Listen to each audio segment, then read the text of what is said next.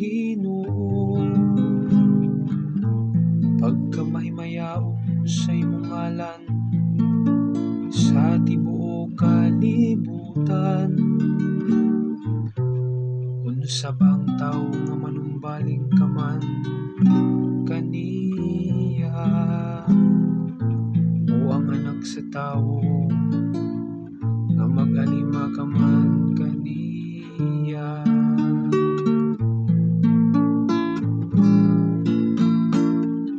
Gitagaan mo og gahom ang imong anak sa tanan nimong binuhat.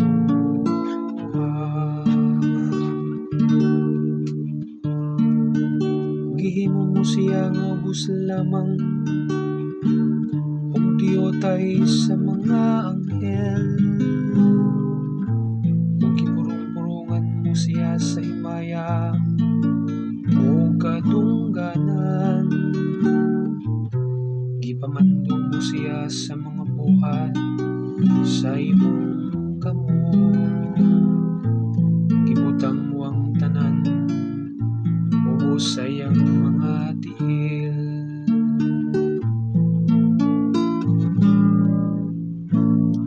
Gitagaan mo og gahom ang imong anak sa tanan nimong binuhat.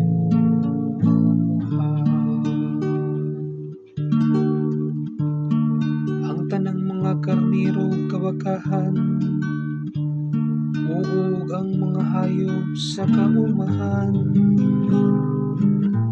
ang mga langgam sa kahanginan,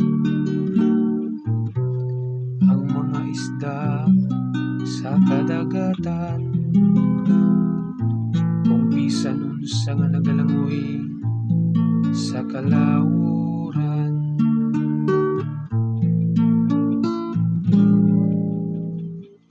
Gitagaan mo og gahom ang imong anak sa tanan nimong binuhat.